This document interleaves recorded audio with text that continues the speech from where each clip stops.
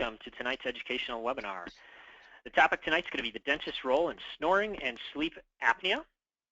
And this free educational webinar is sponsored by Rondo Seminars and made possible by the hard work of Lee Larstone. And OfficeSite is going to be presenting it tonight. OfficeSite is the official website provider of more than 40+ healthcare organizations. And just for showing up tonight, OfficeSite wants to offer you a free 1-hour online effectiveness evaluation. So right away, that's a gift from you from the sponsor. So welcome. The goal of tonight's session is to educate you on the important topic of snoring and sleep apnea and just how impactful it can be to your practice. Before we get started with the main presentation, some technical items I want to review is one question already came in from Dr. Rowe. Is this course ADA CERP qualified? And Dr. Rondo has confirmed it is, and it's also PACE approved, and you're eligible for 1 CE credit. The polls are going to be conducted throughout the session, so pay attention, make sure you answer those polls timely, and then at the end we'll administer a test at the completion of the course. And also you're going to have the opportunity as soon as you end session, it'll pop up a survey, and you can complete that survey right then and there, that test that will get you the CE, and we'll email it to you afterwards. So lots of opportunity to complete and earn that CE for your education time tonight. Lee at Rondo Seminars is going to serve point on getting those certificates out to you. Technically, we have muted the phone lines just for the best audio experience. And if you are struggling with audio, be sure to dial in. If you're using the computer, to dial in. If you're having troubles, we'll enhance that experience. Now, if you have technical issues, just go ahead and call to go to webinar support. If you have questions, and I hope you do, on the right side of your screen, you're going to see a GoToWebinar chat tool. So just go ahead, pop over there right now, put your name in, put something in, just make sure it works, and we will answer as many questions as possible for you. This session is all about you, so do ask those questions. So with that said, let's go ahead and meet our presenter. Today, Dr. Rondo is going to be presenting the dentist's role in snoring and sleep apnea. He is a diplomat, American Board of Dental Sleep Medicine. His practice is limited to sleep, TMD, and ortho, and he currently lectures 100+ days a year. And with that said, at this point, I'm going to go ahead and turn it over to Dr. Rondo. Take it away, Dr. Rondo. Thanks a lot, Don. Well, I'm really happy to be here and have the opportunity to talk about a subject that is just growing in leaps and bounds. I've been doing this in my practice for about 12 years, but we're getting busier and busier every year. There's more and more patients becoming aware of sleep apnea and snoring. There's lots of ads on TV. Physicians are starting to catch on, and patients are asking for it, and that's wonderful. The first photo I have there is the first thing you have to look for is, of course, snoring. And I really think every patient that comes to your practice should be asked the question, do you snore? And do you wake up refreshed? The second slide is daytime sleepiness. So if the patient is sleepy during the day, that means they're not getting a good sleep at night. And if they're snoring, I think they should be given this Epworth sleepiness scale. So here's a copy, and we're going to make it available to everybody. If you just call our office, we'd be happy to email it to you, or I guess you can copy it off here. But we ask the patient the following questions. In the following situations, a 0, you'd never doze off, a 1, a slight chance of dozing, a 2, a moderate chance of dozing, a 3, a high chance of dozing. So you're saying sitting and reading, would you be a high chance of dozing off, or you get a 3? Watching television, moderate chance of dozing, you get a 2. And then you add it up. It should come to less than 6. If it comes over 10, the Medicare will pay for an oral appliance in the U.S. Now, if you're in the U.S., you're very lucky because Medicare and a lot of insurance companies are now picking up and paying for oral appliances. It's not quite so good in Canada. So this Epworth sleepiness scale, in my opinion, should be given to everybody that says they snore and they're sleepy during the day, and then find out how sleepy they are. If they are sleepy, I recommend that you send them for a sleep study. Now, if you take a sleep course from me or anyone else, you'll learn to take a home sleep test. And that's part of the course. We teach you how to do that, but patients prefer to sleep in their own beds. And you can see this particular home sleep test looks pretty comfortable. Just a little something on the forehead, a nasal cannula, they go to sleep, they can sleep in their own bed. When we get a very accurate sleep study, it has to be read by a sleep specialist, so this is very important.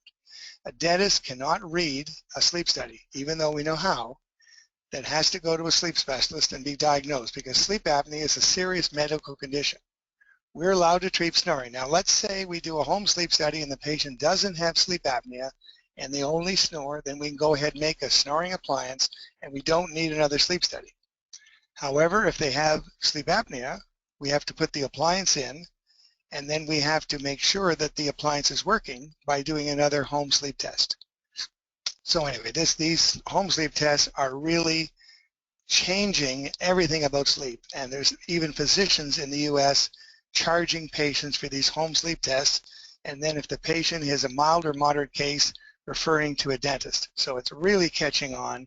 I think you really need to seriously think about adding this to your practice, because a lot of it is run by the staff, and there's a huge demand for this. And you know, it's getting more and more competitive out there. They're graduating more and more dentists, as we all know, and we need to be proactive, and we need to add more things to our practice. I should add, Dawn, that I've been a client of yours for 15 years, and I'm advertising on the internet a lot about sleep apnea and snoring, and we're getting a lot of patients because of your help, so I do appreciate it. 70% of the adults have sleep disorders. Now, some of it's insomnia, some of it's sleep apnea, but it's huge numbers.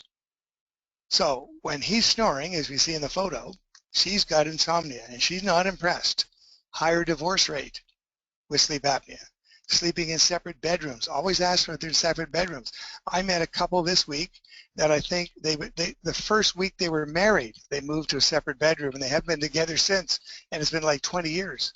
So it's a big problem socially, and the men don't know it's a problem, but the women certainly do if the men are snoring, and you need to fix it. And it can be a huge growth area for your practice. We're doing about 10 patients a month at records, and the appliances being 3,000 a piece is $30,000 a month. I mean, that really significantly adds to your bottom line, and most of it is staff driven. The staff do the records, the staff can adjust the appliances. We need to take the bite registrations. I feel badly because this presentation is an hour and my course is 20 hours. So, but I'm trying to tell you as much as I can in the time we've got. What is snoring? Well, snoring is when the tongue partially blocks the airway. It usually occurs when the patient lies on their back and you can see the tongue blocking the airway. And patients usually sleep in their back, and it's like a thunder, and it's a loud noise, and it's very irritating to the spouse or the bed partner. Lots of them, as I say here, are in separate bedrooms, and it's a serious health risk. I mean, sleep apnea can kill. I mean, the life expectancy of a patient with severe sleep apnea is 10 to 15 years less. And, you know, when you get to be 65 and you've worked your whole life and you feel like retiring and enjoying your life, you really don't want to die from a heart attack. I kid my patients and tell them oral appliance is cheaper than a divorce. I mean, there's not too many divorces I think that you can get for $3,000, and it's better for your health. Sleep apnea is when the tongue completely blocks the airway, and now the patient gasps for breath because the airway is blocked off, and they do it sometimes several hundred times a night. It's usually when they stop breathing for 10 seconds or more is an apneic event. And they wake themselves up gasping for breath, or they just gasp for breath and they alarm the spouse. But it's amazing. There's an increased risk of high blood pressure, strokes, heart attack, and type 2 diabetes. And it's just amazing that the medical profession, many of the doctors are not trained in sleep apnea. Now the newer ones are, but the ones that graduated years ago are not trained in this.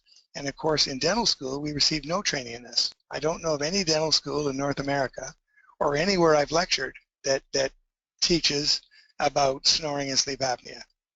We were all making snoring appliances years ago with no sleep studies. Now, I want to really warn you that that is very risky. Do not make an oral appliance for anyone who snores without a sleep study, because they could get your license. That's below the standard of care.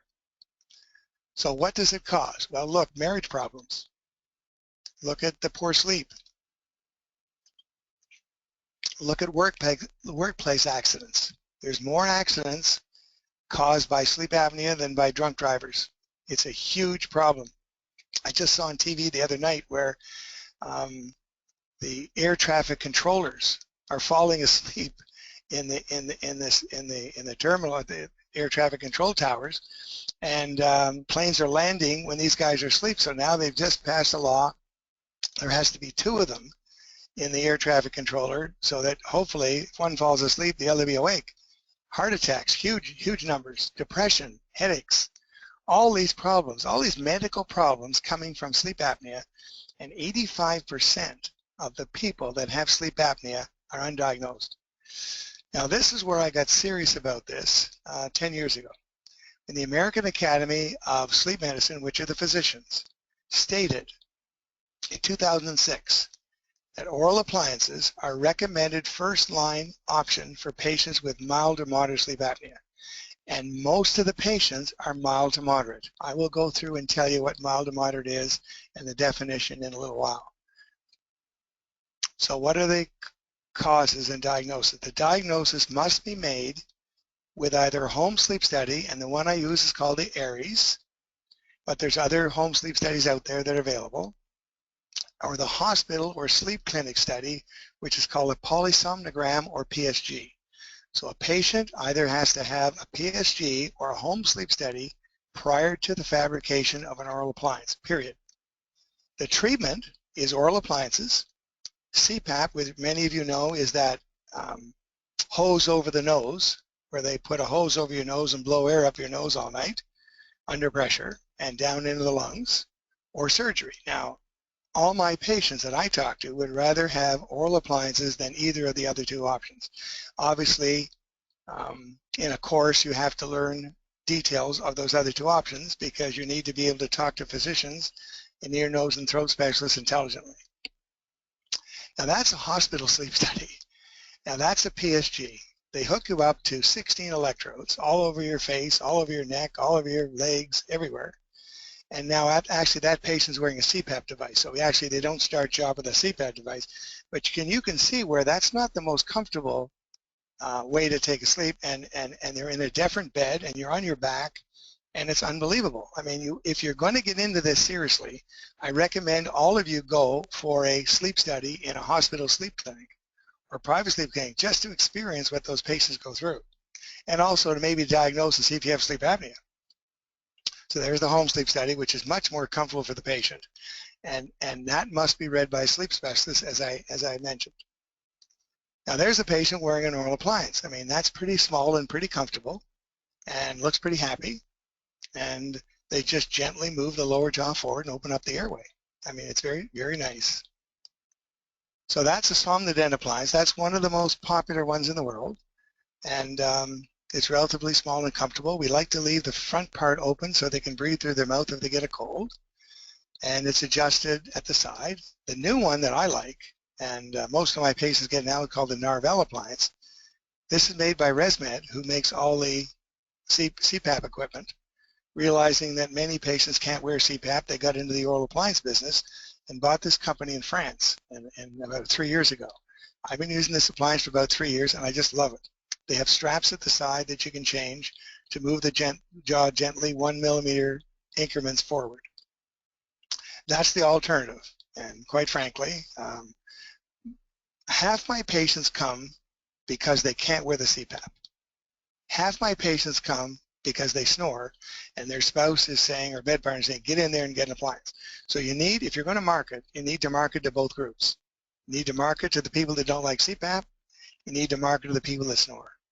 And again, because it's a relatively new field, if the dentists that get into this in the beginning and corner the market are going to do quite well. I really think that I've cornered a large part of the market in my city, and I have a lot of physicians sending to me. I've got dentists sending to me. I've got patients recommending me, and because I was in 10 years ago and have started to build a reputation. So the problem with the CPAP, you got to have a humidifier to moisten the air, otherwise your nose gets too dry. It's just a big apparatus, and certainly pretty tough to travel with that.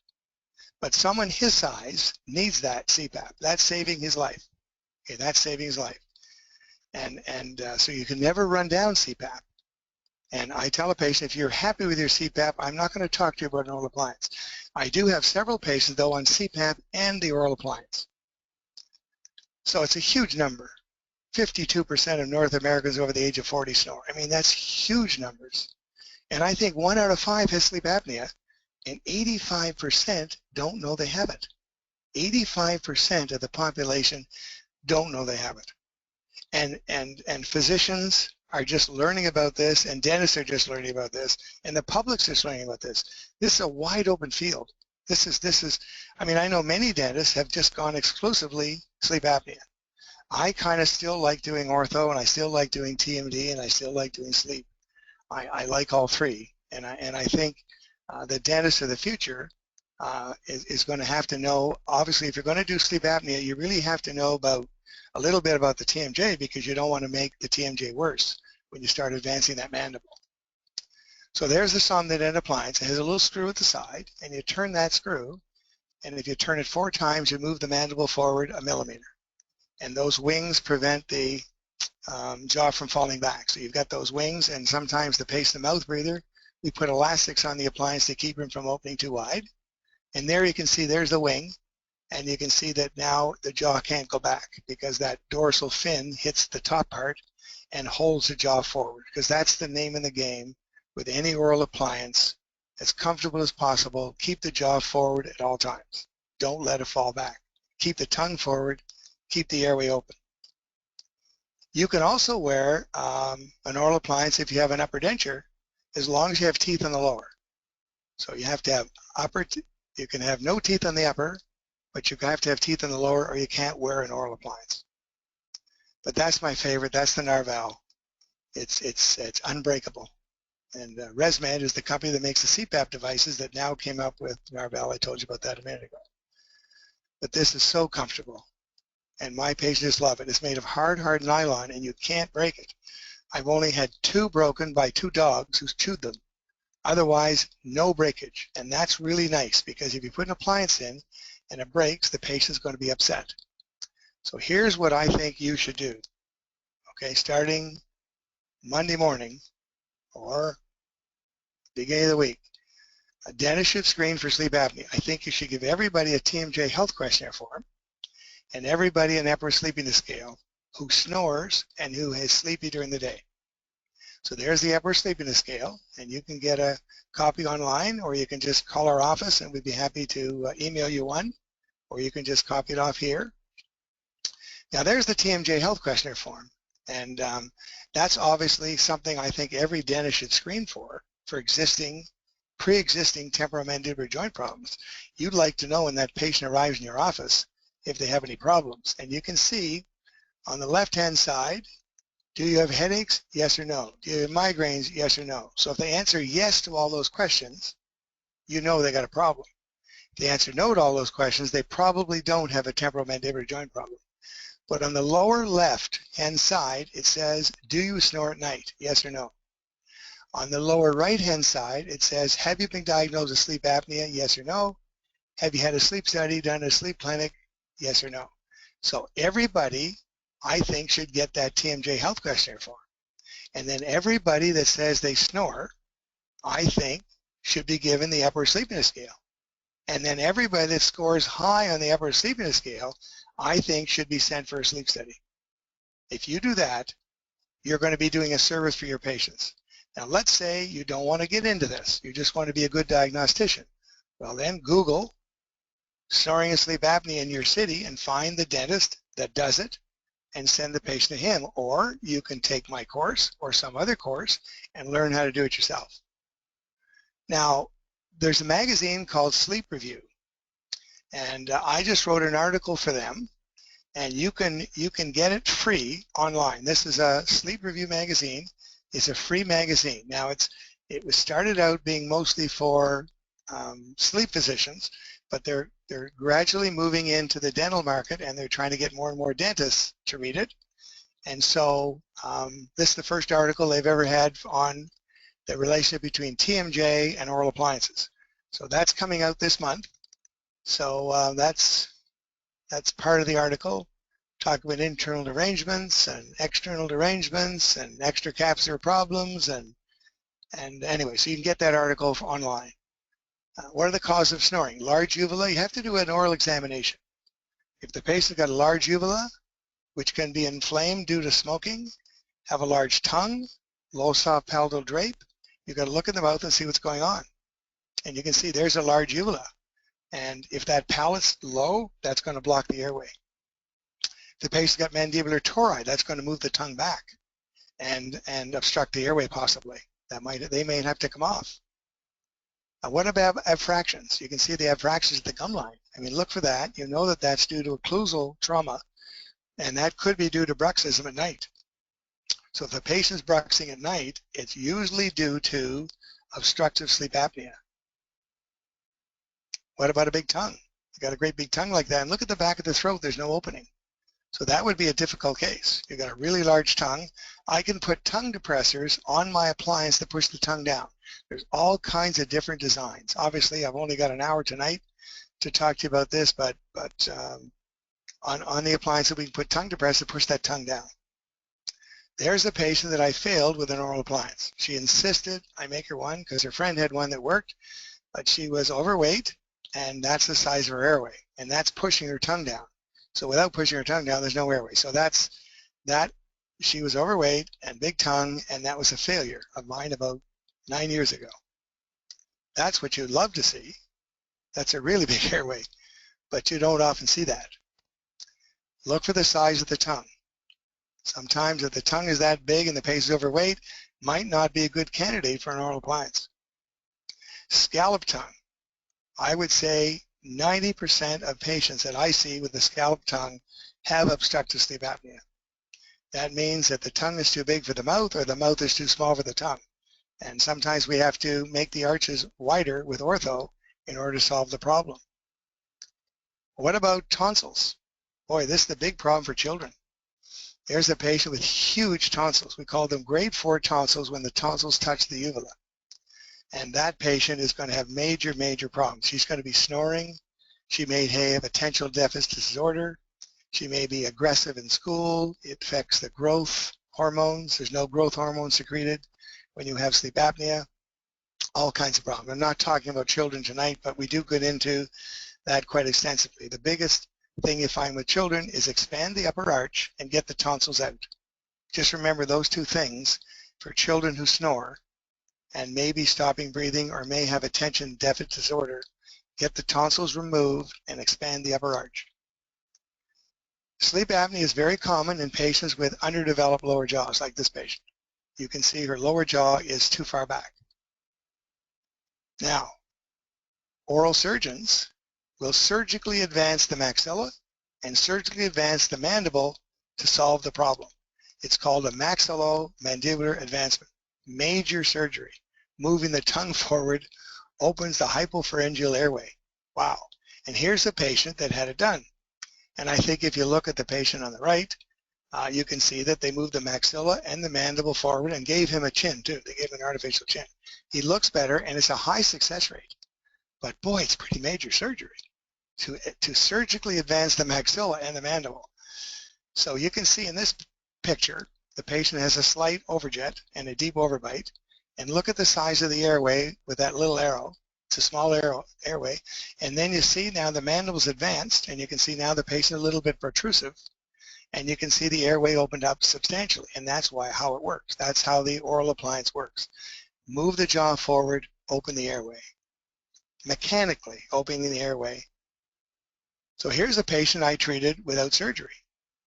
I used a Herbst appliance, which is a fixed appliance, to move her jaw forward, and I did it in 7 months.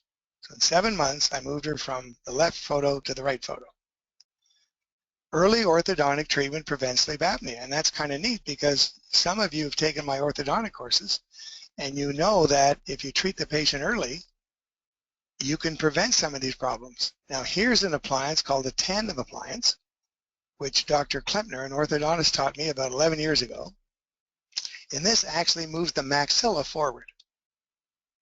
Now here's the patient. You see the photo on the left. Look at his upper lip, how deficient it is.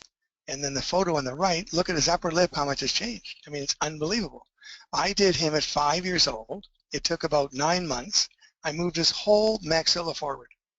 So, and he looks just as good. In my course, I show him at age 12. He looks just as good at 12 as he does in that photo. You can also non-surgically move the lower jaw forward with a twin block. So I've been using twin blocks for probably 25 years. And that is almost like a snoring appliance. The two blocks interlock at 70 degrees.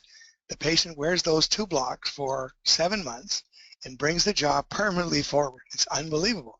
Here's a little girl that you can see. Look at the photo on the left, how her lower jaw is so deficient, way back. And now in the right, it's forward in like 7 months. Look at this guy. It's unbelievable. Look how his whole face has changed. He actually came to me the other day, his father having a snoring appliance, and looked at him. He looks fantastic. He looks just as good today as he did when I did him when he was probably 7 or 8 years old. So it's phenomenal what we can do with functional appliances. We don't have to do surgery. Here's another patient. I treated him with a Ricanator and brought his jaw forward in about 7 months and got rid of that crease under his lower lip. Look at the crease under the lower lip, which shows that his lower jaw was back, and then when you bring the lower jaw forward, the crease is gone. And there's another case where she looks fabulous with functional appliances. So you don't have to do surgery if you use these functional appliances. Now, what about CPAP, the gold standard? If you talk to any medical doctor, they know about CPAP, but they don't know about oral appliances. They don't think they work. Well, the ones I work with about 6 sleep specialists, and they know they work. So there it is. Now, how would you like to go to bed with that in your nose every night? Now, granted, he's having a sleep study done. See all those electrodes stuck all over his face and all over his body, but that's the CPAP. Does that look like that's comfortable? Well, of course, some patients tell me they're claustrophobic. The noise of the compressor bothers them and their spouse. Voice changes, skin irritation from the mask, nose dryness, throat dryness, and headaches from strap around the head. There's a guy, he gave me that CPAP. He said, I don't want it, you can have it. Now, we also have to look at the nose, and I do take x-rays of the nose. Now, most of you don't have that equipment, but I take x-rays of the nose, and you can see the black on the left is the air getting through, but there's no air getting through in the right. So that was severe sleep apnea. He had a resection of the inferior turbinates, and now you can see there's air getting through, and his AHI, which I'll explain to you in a bit, improved. Now, there's lots of patients get red marks in their face due to CPAP. And so there's a lot of disadvantage for CPAP. Here's a guy in the airport with a CPAP machine going through the airport. He has to travel with that because that's a life-saving device for him. And this guy's not overweight. 30% of patients are not overweight. 70% are, but 30% aren't. So it's very hard. So what you've got to do is I think you should get everybody the TMJ health questionnaire form. Ask them if they snore. If they snore, give them the Epworth Sleepiness Scale. If they give them the Epworth Sleepiness Scale and they're thin and they answer that they got a lot of daytime sleepiness, there's a very good chance with snoring and daytime sleepiness that they have sleep apnea. And again, I recommend you refer them through the physician for a sleep study, or send them to a dentist in your area that does it, or take a course and do it yourself. I can tell you, you're going to treat hundreds and hundreds of patients if you take the course now during the course of your career. This is an area of dentistry which is just taken off. You know, because every day you pick up or look on the internet and you see a new course on sleep apnea. There's the practice parameters. And that's, remember I told you I got really excited about this because it says oral appliances are indicated in patients with mild to moderate sleep apnea or who prefer them to continuous positive air pressure or who do not respond or not candidates or fail CPAP. So if you fail CPAP, we are allowed to make them an appliance. And I'm telling you, 70% of patients fail CPAP or don't like it. So again, most of our patients are obese, but 30% aren't. Look at the neck size. Measure everybody's neck. Everybody over size 17 neck has a problem. I've never met anyone in my courses or a patient with a neck more than 17 inches that did not snore. So measure everybody's neck. Ask them what their shirt size is. If it's over 17 inches, I would check them for snoring sleep apnea. But you can't, you're going to be fooled because here's a man, 6'1", 175 pounds, thin neck with sleep apnea. So you can't tell. You've got to give them the TMJ Health Questionnaire form, and the Epworth Sleepiness Scale. Now that little guy's got sleep apnea. He's got large tonsils. She's got sleep apnea. She's got large tonsils. Okay. Polling question number 1. Beautiful. Yeah, the first polling question, I'm going to go ahead and launch that right now. So yeah, on your screen you should see a polling question, so go ahead and answer that. And in the meantime, just want to tell you a little bit about OfficeSite. You know, founded in 2002, OfficeSite's creating this web presence platform that's going to provide you, your patients, and your practice a positive online experience. So, you know, do take advantage of that free online effectiveness evaluation. With that said, it looks like we have, let's see, I'll give you another couple seconds to finish the poll. And we have a couple more, about 80%. The rest are asleep. I put them to sleep. We're closing out. Everybody's ready to go. So we'll go back and I'll turn it back over to you. But everybody has so far answered true. Okay, I'm going to show you a case now. This is Scott. He's 38 years old, and he's 6'3", 315 pounds. Now, I want you to forget what I just told you, everybody, and just imagine he's a patient in your office. He walks in with a 22-inch neck, okay? Huge bodybuilder, right? He owns his own gym. Have a look at the abfractions on his teeth. Okay, all those abfractions at the gum line are indicating that he's bruxing his teeth like crazy. Now you just have to figure out why he's bruxing, right? Now, previous to my learning about sleep apnea, I would have probably made him an appliance like every other dentist in North America and South America and worldwide. I would have made him an upper bruxing appliance. They call it a night guard. Okay, so the night guard is supposed to prevent you from bruxing. Okay, so do you see the marks on that night guard? Do you think that night guard is preventing him from bruxing? The studies show at Tufts University that if you use a night guard, and this may be the most interesting part of the presentation for a lot of you, if you wear that night guard, you're going to actually brux more because your posterior teeth are touching. The key is, if you want to stop bruxing, don't let the posterior teeth touch. So if you read that article I told you to get with Sleep Review, you will see my night appliance for bruxing. If the patient's only bruxing, if they don't have sleep apnea, okay? So again, check for snoring, check for daytime sleepiness. So here I do a little study on him. He's got a high blood pressure. Now, the first thing I see with patients with obstructive sleep apnea is high blood pressure. And you have to worry because high blood pressure brings on heart attacks and strokes, atrial fibrillation, and all kinds of heart problems. I can show you later, there's an article I could send you, 450 references relating high blood pressure and cardiovascular disease to sleep apnea. Big problem, okay? Now, he's had a UPPP in 2009, okay? So that's what a UPPP is. That's uvula palatal pharyngeoplasty. That means they go in and remove part of the palate and part of the soft tissue and also the uvula. Well, it didn't work. Okay. He wakes up 2 or 3 times a night. He's been dying. Now here is the Epworth Sleepiness Scale. Now remember, I showed you this before. He answered 3 to everything. Every single thing I asked him. Sitting and reading, high chance of dozing. Watching TV, high chance of dozing. Sitting, talking to someone, high chance of dozing. Can you believe it? He's talking to someone, falls asleep. Sitting quietly after lunch, high chance of dozing. In a car while stopped for a few minutes in traffic, high chance of dozing. That's the highest number you can get. This is the worst patient I've ever seen. And he's not fat. He's solid muscle.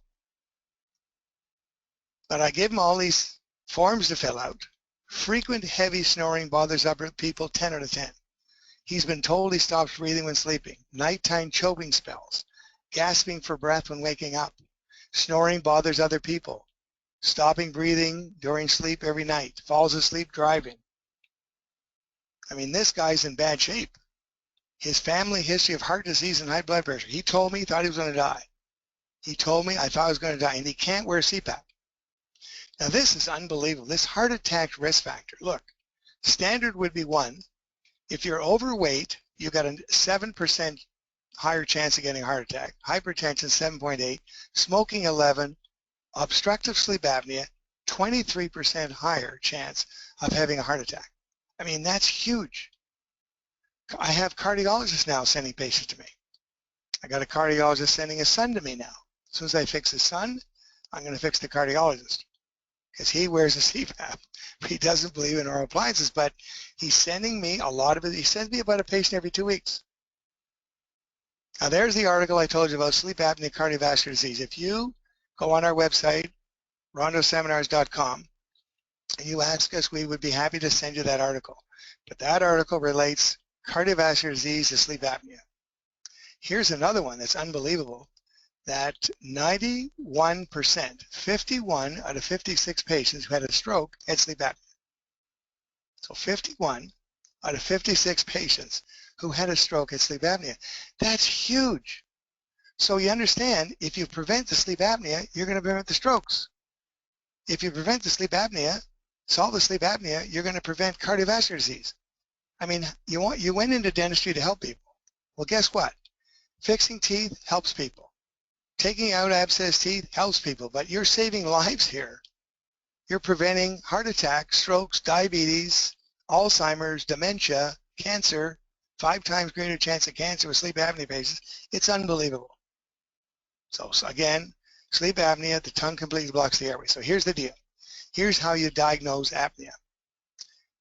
Apnea means cessation of breath for 10 seconds or more. Hypopnea means oxygen desaturation 4% or more. So the patient comes in and they test them. They put them to sleep and they measure all of these things. They measure how many times they stop breathing, and they measure how many times their apnea, their hypopnea goes 4% or more. Mild sleep apnea is 5 to 15 events per hour. Moderate sleep apnea is 16 to 30 events per hour. We're allowed to treat people who are mild to moderate with oral appliances. It's the #1 option. Severe sleep apnea is over 30. If they're severe and the patient comes to me, I said, you must try CPAP first. Patient said, I'm sorry, I don't want to try it. I said, I don't care what you want. You got to try it first. Because severe cases, CPAP is more effective than oral appliances. And this is a life-saving procedure. Go try the CPAP. If you can't wear it, I can make you the oral appliance. If you do that, all the sleep specialists will respect you and they'll work with you. If you try to make an oral appliance for everybody, regardless of severity, you will not gain their respect. You have to play by the rules. The rules are mild or moderate, oral appliance, severe, try CPAP first. Okay, so we're first for mild or moderate. He was stopping breathing 49 times an hour. I tell him, do you know how many minutes are an hour? He says, yeah, 60. I said, that's right. So you stop breathing once a minute for 10 seconds or more.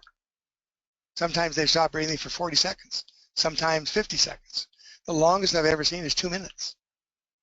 And his oxygen level is below 90 for 14 minutes. That's very dangerous. That's very dangerous. That's when you get into high blood pressure and you get into all kinds of problems. So he didn't want the CPAP. He had the CPAP, couldn't wear it. I can give you all these articles. If you want to impress physicians, I send these out to physicians. I send them letters.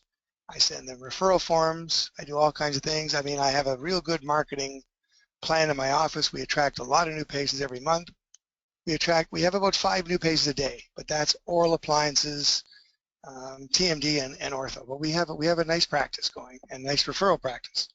But there's some of the articles that show the relationship between sleep apnea and there's a stroke. Look, stroke, 92% in the Singapore magazine of patients with sleep apnea had strokes. So CPAP was recommended, doesn't want to wear it. Had the surgery, so there's only 3 ways to treat. Surgery, he had that, didn't work. He couldn't wear the CPAP, so he's got to try the oral appliance. So severe sleep apnea. Okay, so we've already done a sleep study. Now that's a great little picture. I use that picture in my advertising, and you know, when the patient sees that, the patients that can't tolerate CPAP can really relate to that photo. But so we made him an Narval appliance. He'd love it. Look at the tongue room. Look at all the room for his tongue. Look how thin that is. And very, very comfortable and can be adjusted in 1 millimeter increments, moving the jaw slowly forward. And remember, the oral appliance can only be fitted by a dentist who's trained in temporomandibular joint problems and dental occlusions and anatomy. So there it is. That's an Narval appliance. Jaw gently move forward. Smaller, more comfortable.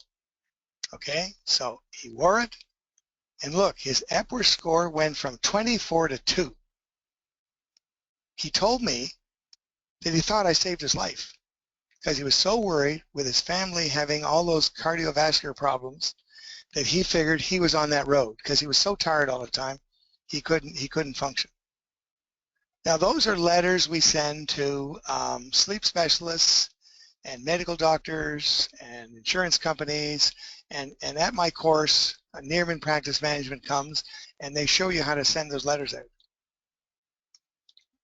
But that's how you keep your referral sources happy. You have to let them know what the diagnosis was, what your treatment was, and they're very detailed letters coming from the records we take, and based on that we get a lot of patients. So again, he was 24. That's the highest you can get. I took him to 2. I mean, unbelievable. I mean, that appliance worked. Remember, he was severe sleep apnea, and it worked. So then we sent him back for another sleep study. So remember, he was 49, and actually he said, I don't want to go back for the sleep study. I want your home sleep study. So we did the Airway home sleep study and took him to 6. So the AHI went from 49 to 6. So that's now mild sleep apnea, and he's snoring 5% of the night. But his girlfriend won't sleep with him unless he wears his appliance. She's in the other room if he's not wearing his appliance.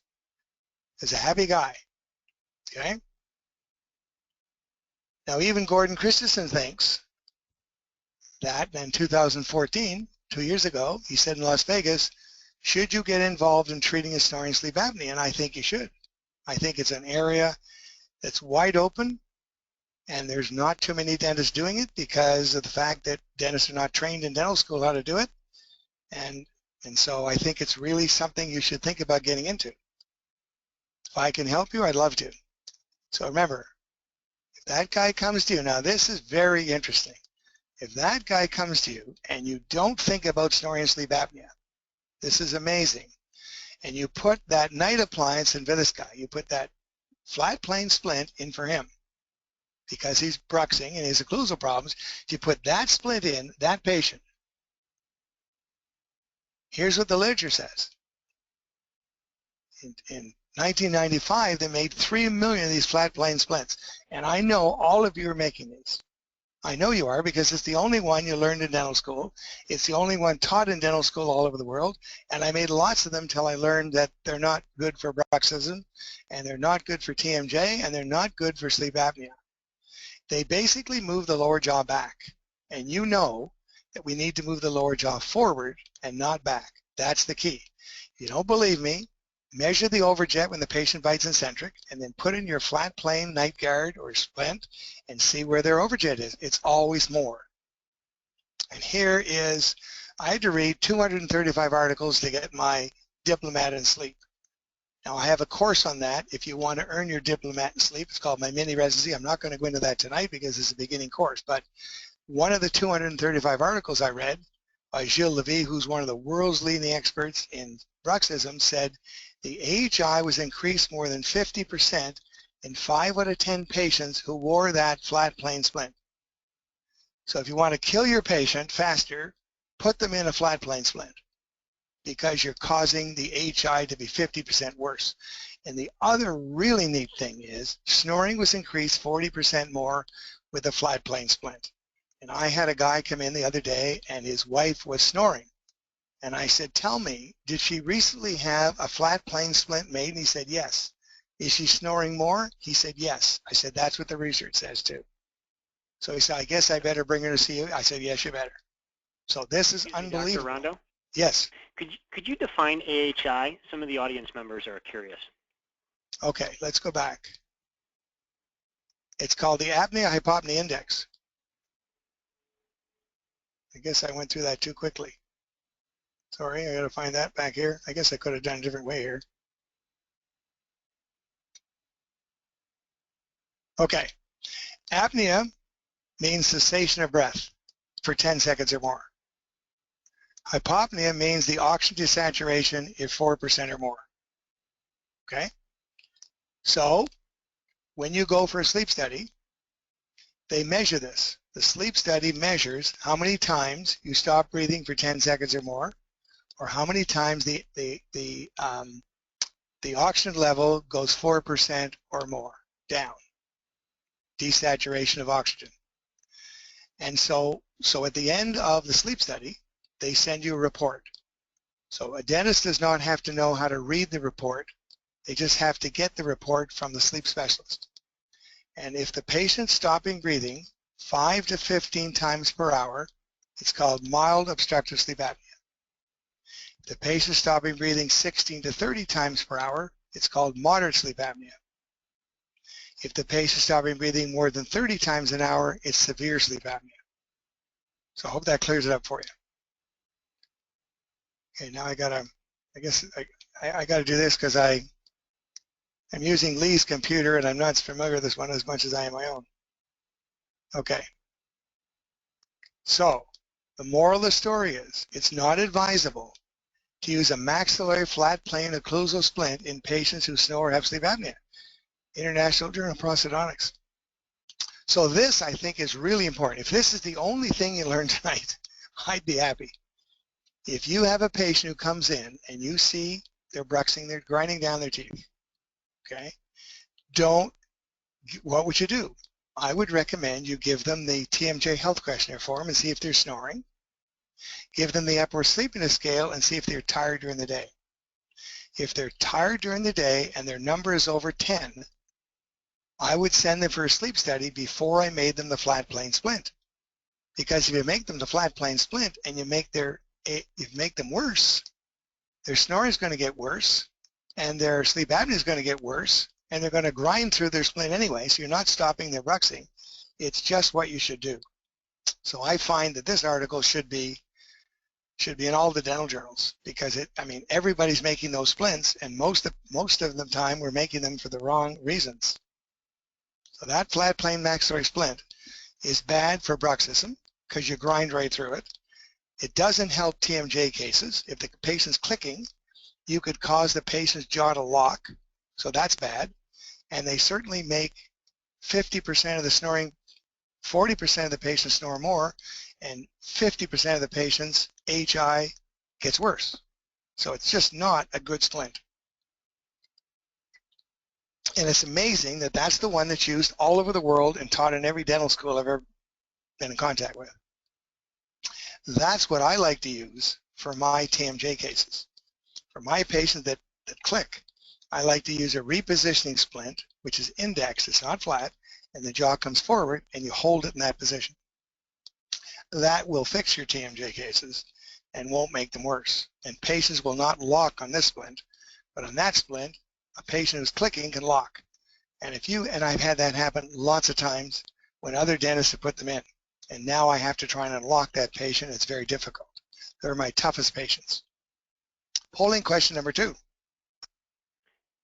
Polling question number 2 is going to be on your screen right now. Let's go ahead and take your time and go ahead and answer.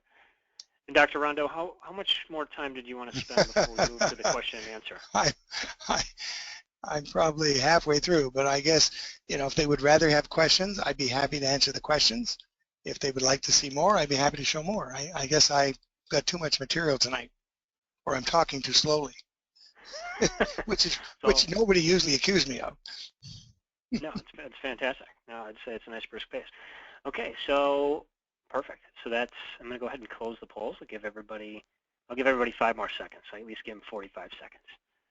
But we do have a mix this time, so I'll go ahead and share the results in just a second here.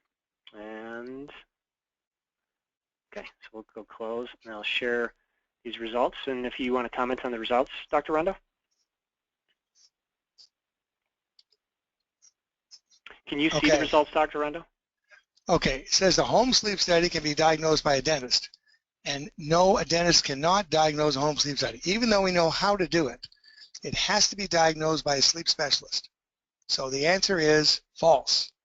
Only a sleep specialist is allowed to diagnose a home sleep study. You have to keep the medical profession in the loop. Okay? So that's just to show my manual, which is 300 pages. My course is $10.95. Tonight it's only $8.95. I have an internet course, which is $8.95 also, 20 CE credits. It's 18 and a half hours of video and 550 true-false questions, 300-page manual, 128 articles. Anyway, it's a very comprehensive course. Certainly, if you phone Lee anytime, we could give you lots of information on it if you want. Okay, so that's call me at rondoseminars.com, and we'd be happy to help you in any way we can. Really love to teach. Been doing it for 35 years. Don't plan on retiring soon. I just got a letter from one of my dentists saying, I hope you live to 110. He really enjoyed my courses and he hopes I live to 110. Well, I'm probably not going to live to 110, but I do enjoy teaching. I do like sharing information. I've had a lot of dentists that have said they really love dentistry now, that they're starting to really do things to make their patients healthier. And when you do ortho and you develop arches and you fix airways and breathing and you help the TMJ and you help snoring sleep apnea, you're saving lives and prolonging lives and improving the quality of somebody's life. I mean, if you can prevent them from having diabetes or heart attacks or strokes, you're certainly improving their quality of life. All kinds of figures. I can send you all kinds of articles, all kinds of figures. I mean, this is, 65% of everybody has diabetes has sleep apnea. It's just unbelievable. The figures, there's fibromyalgia, 80%. There's my happy staff. How do you know your staff get along? Answer, they eat together at every lunch. They sit around that big table and have their lunch and tell jokes and get along. If one is not at the table, you know there's a problem. So keep them at the table, keep them all happy. I got a nice kitchen there. They got a dishwasher. They got everything there. So now here's a guy. Here's my golfing buddy. And you can see he's the typical sleep apnea patient. He's overweight, right? He's a big guy, big neck.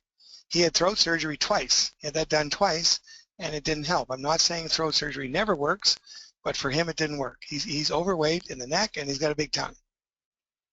So he had that done twice, very painful. Now, 20 years ago, I made him this appliance called a silencer with no sleep study, because 20 years ago, nobody knew about this, and sleep studies weren't required, but today they're required. So when he came to see me and I said, we need a sleep study. He said, well, I never had one before. I said, I know, but I need one now. So I did a sleep study. I mean, he's stopping breathing 60 times an hour. I went to hospital and had a sleep study. The sleep specialist said, you're stopping breathing 60 times an hour. You're extremely tired. I got to take your license. If you don't get this fixed, I got to take your license. So he's my golfing buddy, and he was really upset with me. He said, they're going to take my license. I said, no, they're not. I'm going to fix you. I'm going to stop the snoring. The other appliance worked. The new appliance will work. So sure enough, we made him this new appliance. And remember, if you're a mouth breather, I put those elastics on to keep you from opening too wide at night when you're a mouth breather. And this appliance was made with dual laminate, very comfortable, soft inside, harder outside. And I took them from 60 to 6.5. So then we wrote a letter to I had the sleep specialist write a letter to the Department of Transport saying that he's been fixed and don't take his license. So sleep apnea, you can solve the problem, you can fix these patients. So again, I reiterate this. Every dentist should screen, use my TMJ health questionnaire form for sleep apnea and snoring and TMJ problems, and use the Epworth Sleepiness Scale. Hopefully all of you will get those two forms and start utilizing those in your office and start screening your patients, the first one for TMD and the second one for sleep apnea. Because if you diagnose the TMD problem or a sleep problem, even if you don't want to treat it, you need to refer them to someone who can help your patient. This is just something for marketing, I do free library presentations on snoring and sleep apnea. And see, remember I told you my two markets, the top guy is the patient that don't like CPAP, and the bottom one is for snoring. Okay? So there's two presentations. That was 2010. I guess that was a long time ago. And One was in Woodstock and one was in London. Woodstock is 30 miles outside of London. And then come the patients, and we do little tests on their airways and things at the back of the room. And there you can see you get about 20 or 25 people every time. And what's a good return on your investment? Well, I spent about $1,500. I advertised in the newspaper, actually. And I guess we should be advertising on my website, but patients don't know where they can't find the website. But of course, I'm now driving people to the website with your search engine optimization plan that you've got for me, which is working very nicely. And the library rental is $150, so I spend $1,650, and if I get 10 patients, that's a $30,000 evening. That's not a bad return on your investment. I don't know anybody that can do that well in a night. And they fill out the Epworth. They're not praying. They're filling out the Epworth sleepiness scale. I'm trying to find out how sleepy they are. And there they at the back of the room. They're being educated. And now I've got the presentation going. I've had the presentation put on one screen. So you just need one computer and one screen to show the presentation. You see, this night is pretty busy. We've got probably 40 or so listening. And who do you think comes to a presentation, a free presentation on snoring sleep apnea? Only people that have who snore have sleep apnea. So every one of them is a possible patient. So it's a free library presentation. They love it. They come. And how many don't like your CPAP? They put their hands up. And the audience does appear a little bit interested. Sometimes more interested than when I lecture. So here that night, we had 24 patients confirmed by telephone they were going to come, and 12 patients requested appointments. So that's pretty good. And that's how we explain how that system works. But so that night we had 8 confirmed appointments. And so we sell this program. If you want PowerPoint presentation to present to libraries or doctors or hospitals or dental societies. And some guy said, well, what do you say to all the slides? Well, then I tape myself giving the presentation. And we have sample newsletters and articles, but at this point you don't need marketing, you just need to get the education. So that's a book that we hand out to our patients. And we have these wall plaques and that one's particularly good. If you look at the middle photo, it shows the patient lying in the back with the tongue blocking the airway. And then you see in the bottom photo how the airway opens up when the jaws mechanically move forward with the oral appliance. So we have all these little things. I have in-office courses. Polling question number 3. Okay, launching it right now. AHI between 5 and 30 is ideal to treat patients with oral appliances. True or false?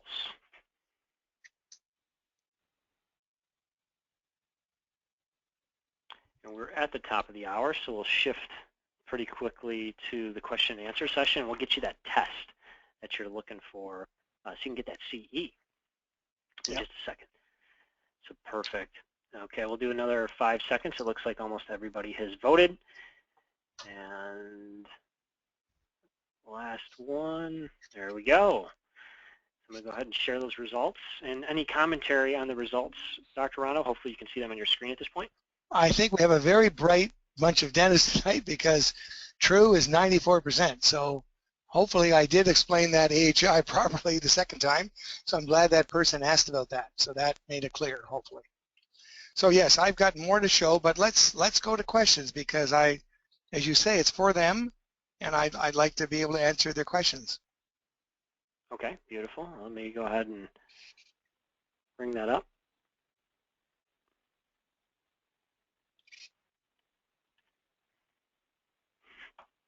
So yeah, as we move to questions, the first question, actually before we get to questions here, let me go ahead and load up. We're going to load up the test in just a second here. But to tell you a little bit about OfficeSite, we are a leading web presence solutions provider in North America with 40-plus healthcare organizations recommending our services. Our mission is to be that leading provider of customized web presence solutions. And as such, we have a multi-channel, multi-device solution that's taking advantage of all the latest trends in online marketing to help you attract the types of new patients you want. We have senior web presence advisors on call to help make your life easy and firm up your vision so that your patients can get that positive web presence. And this is the online effectiveness evaluation that I was talking about. They'll go ahead and take a look at everything you want. This is complimentary to you. Many people that do take it comment that it puts them in a better position online because now they understand what their competition is doing, so they can be benchmarked favorably and get their fair share of those online referrals.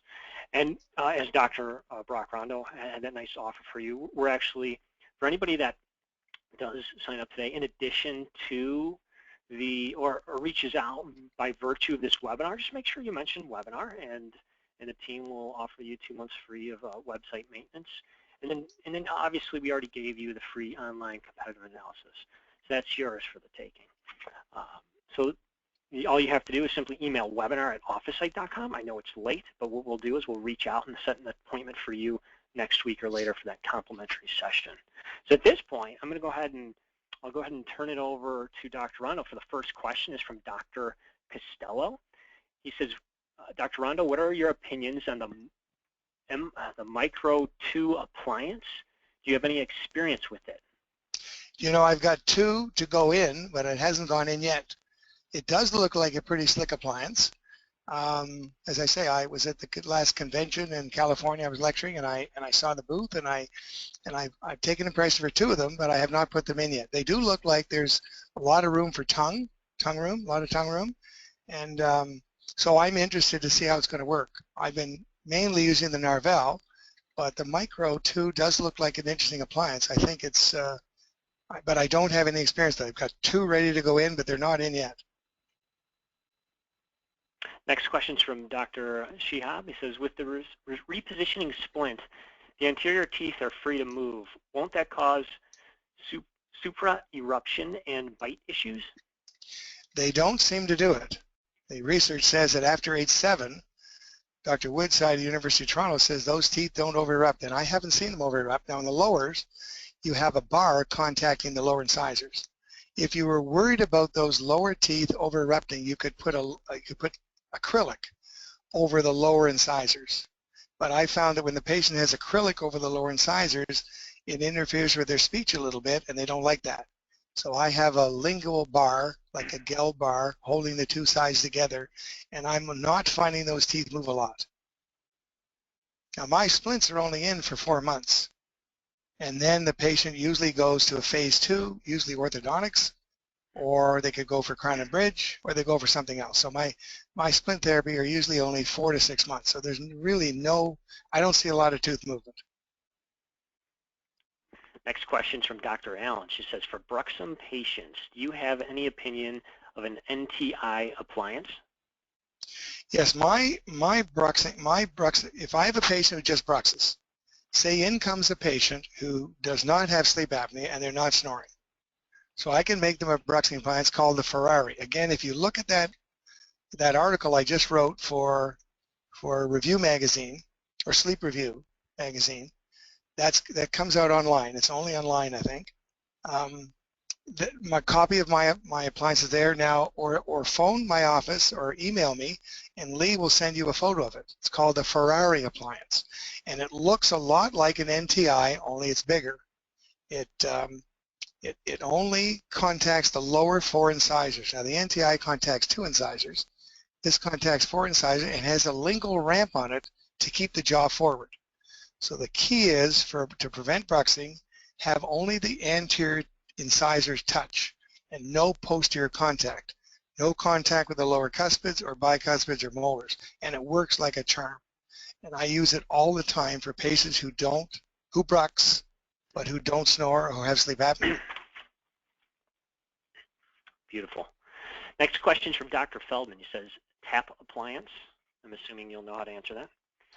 Yeah, the tap appliance is one of the original appliances, and I have so many patients tell me you can't open. You know, it's 2 pieces, but they're joined together at the front. And the patient wants to talk, or they want to yawn, or they want to do anything, they just can't do it, and it's bulky. And I like in my appliance to push my tongue forward. So in my Narvel appliance, there's an opening about 6 millimeters in the front, and I just put my tongue right in that little space, and that brings my jaw forward. With the tap appliance, you can't push your tongue forward, and you can't open. I mean, It was one of the original appliances, but there's a lot now that I think are better. I think you need tongue room, and you need to be able to open and close. And it's, but it's a very popular appliance. I mean, you know, and it's been around a long time. There's a lot of good articles to show it works. I just don't find that, because I've had patients come in with tap appliances, and I've switched them over to the Narvel appliance, and they just love it. So I prefer the Narvel to the tap, but they all work. All appliances work. You're bringing the job forward. You know, I used to use the tap when my Somnodent appliance or my EMA appliance, I didn't have time to share the EMA when they broke. If the patient was a real serious bruxer and they were breaking the appliances, then the tap is an excellent appliance because it's really strong and won't break. But now the Narvel appliance doesn't break. I've only had 2 appliances break, and the dogs chewed them up, but they've never broken in the mouth. So that's just a personal preference. Everybody's going to have an appliance or 2 that they like the best, and but that's my opinion on the tap. Perfect. We only have time for a couple more questions. So this next question is from Dr. Patel. He says, what is the reason why men snore more than women? Well, maybe we're heavier, although women after menopause, their snoring rate is almost as high as men. But I think generally, I don't know. I guess it's tongue size or maybe more overweight men than women. But we just seem to see. You're right. We do have. I would say it's about. You know, most of my practice is men, but I do have, you know, maybe 10 or 15% women that snore. Maybe men are more tolerant of women snoring than women are of men snoring, and they demand that you get in and get it done. But I do have men and women who both snore in separate bedrooms. But I think it's higher. It's the same with TMJ. It's the opposite with TMJ. More women have TMJ problems than men. So it's just a fact, but I'm just not sure the reason. Next question is, Dr. Black is curious as to if we don't get through the material, he was curious if he can get a copy of the slides. I don't generally do that. Okay. Yeah, I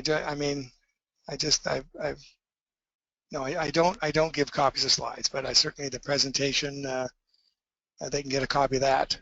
But well, it's already on. It's online, right? I mean, I think I almost finished, but I didn't quite get to the end. I mean, it's, as I say, my course is 20 hours, and that was a 1 hour. I tried to talk as fast as I could and give you as much basic information. I mean, trying to wet their whistle. I mean, to see whether or not they think they'd like to do it or not. Is it something that a service they'd like to offer their patients? I can assure you that the learning curve is a lot shorter than orthodontics or TMD. I mean, I think that if you take a 2-day TMD course, and certainly if you read my course manual, which is 300 pages, you'll have a pretty good understanding of what you're doing. You'll be able to start some cases. And the course sort of tells you what cases are going to be easier and what cases are tougher, and the parameters, and we give you some marketing tips too, but basically teach you how to take the bite. I didn't get into how to take the bite tonight or anything, because I don't think that it's better in a course where you do it hands-on. We have a hands-on bite part of the course that really shows you how to do it. So and there's a lot of good courses. I mean, my course is certainly, I would certainly welcome them to attend that. I think we gave them a discount on it tonight. But there's a lot of good courses out there, and I would urge them to take more than one course, because not every one person has all the information. And we also have advanced courses now. We have advanced courses. We have, I think in the future, and this may be 5 or 6 years away, the dentists that the sleep specialists are going to want to deal with are going to have more qualifications, like a diplomat in sleep. And so I have a course in that if you want to obtain your diplomat. And I was very pleased that my first graduate tonight called me and said he passed his examination, and he thanked me for my help in giving him the material to help him pass. So he said, you saved me hundreds and hundreds of hours. And I said, well, you gave me hundreds of dollars. So it worked well for both, because he'd rather pay me than read 235 articles. And so we're also going to help put his cases together, everything else. So it's, I mean, this is the beginning. I think it's a huge growth area. Highly recommend that dentists look at it. And if you're the first in your area to get into this, you're going to be able to build a really nice practice and help a lot of patients. That segues nicely into this last question from Dr. Keim is how long does it take to put sleep element into the practice? I really think that, I mean, my objective is to teach you in 2 days how to be able to do it. We also have a staff that will come to your office and train your staff. We also have staff courses that you can take. You can have your staff take an internet course from my staff. We have some live staff courses. I really think if you come to the course, my suggestion would be bring your staff. We give you a good deal on the staff. Have your staff come. It's a staff deal. I mean, have the staff come because the staff do a lot of the educating of patients. In my office, the staff meets with a new patient for half an hour to an hour to kind of get them all interested and know about sleep. To be honest, I had 2 cases or 3 cases today where the patient came in to meet the staff. My staff came to me and said, Mrs. Jones is there. She's got a sleep apnea problem. She's already made an appointment for the records, but she'd just like to meet you. I mean, that's how good my staff are. But we could train your staff, your key people, to be just as good, because you can't sit and talk to a patient for an hour about sleep apnea. You're not making any money. You've got to do the work, but your staff had to do the educating. And you have to get your staff on board. So I think one of the keys to my course is we have the ability to train your staff if you want us to. Internet staff training, live staff training, manuals, come to your office, train your staff. I mean, this is big business. I mean, if in the States, particularly, a lot of insurance companies now are paying for oral appliances, somewhere between $1,800 and $3,000. And that's big dollars. And if the staff are doing most of the records, and you just have to take the bite and make sure you put the appliance in and maybe give the final consultation appointment. So there's not a lot of time involved. When I do an oral appliance, it's mostly staff driven. And the staff love it. They love to help patients. They love to put these appliances in, and everybody say, boy, you probably saved my marriage. Boy, you know, I'm not snoring anymore. I've got more energy. That's the biggest thing I think I forgot to mention is that the patients who get these appliances have a lot more energy. They're not tired anymore during the day, and their health is improving instead of going the other way. And here we are as a dental profession in a position to help thousands of patients that the medical profession are not helping and who many times don't have a clue what's going on because it wasn't part of their training. I mean, most medical doctors solve their problems with pills, which is very good because if you've got a certain problem, a lot of times those certain pills, like I've got atrial fibrillation, and my sotalol is making my life normal. But if I had sleep apnea, 50% of sleep apnea patients have obstructive sleep apnea. So anyway, the point is we need to work with our medical profession, but it's really nice to be able to send a letter to a medical doctor and say, look, I think you can take them off their blood pressure medication now because I've got the problem solved. Their oxygen is not desaturating. Their blood pressure is not going up because there's saturation because now they can breathe. They're getting air. It's a new drug. It's called oxygen. And I just love it. And then they send me patients. So it's kind of fun. I really feel that the dental profession can be making patients healthier long-term than the medical profession. For certain things, certainly sleep apnea. We've got the solution that can help those patients who don't want to wear CPAP. Thousands, I think, what was it, 800,000 patients last year in the United States could not wear CPAP. 800,000 a year, I think the figure is. That's all patients that could come to you for oral appliances. You just have to get the knowledge and market it. Well, thank you so much, Dr. Rondeau. The hour has flown by, and as always, we're a little over time, so I appreciate everybody's patience in the audience tonight. But thank you, Dr. Rondeau, for the great information. Thank you, Lee Larstone, for putting this all together. That's been a great event. And thank you, the audience, for coming out and showing your dedication to continual improvement. With your new insight, I think you got a great opportunity here to enhance your practice and your patient experience. of today and tomorrow. If you're thinking about adding a sleep element to your practice, go ahead and reach out to Dr. Rondo. If you're thinking about adding that and you want to market it and attract new patients and secure some more referrals, think of OfficeSite for your online marketing needs. Take advantage of that free consult. Take advantage of the 2 months free. Just email webinar@officesite.com and we'll set you up. But we thank you for coming out tonight. And with that said, the webinar is now concluded, and you will be prompted with a survey, which will also be attached to your follow-up email tomorrow. So thank you again, and the webinar is now concluded. Good night, everybody.